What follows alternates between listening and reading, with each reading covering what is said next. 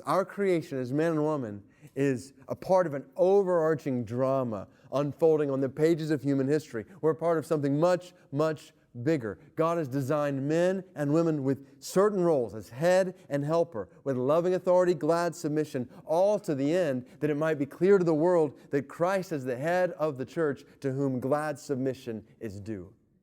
And that the world, when they see husbands, when our culture sees husbands laying down their lives for their wives, and loving authority, yes, but that loving authority leads to sacrifice for their good.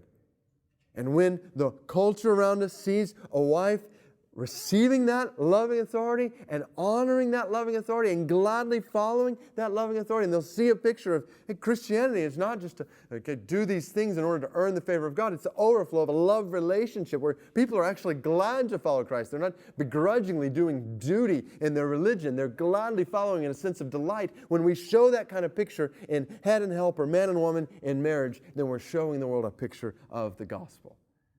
And we won't show that picture if we undercut the roles that God has designed in marriage. So let's not limit the differences between man and woman to merely physical difference that we just cast aside as personally inconvenient or politically incorrect. See what's at stake here. God has designed the headship of men and the help of women to display the gospel of Christ to the culture around us.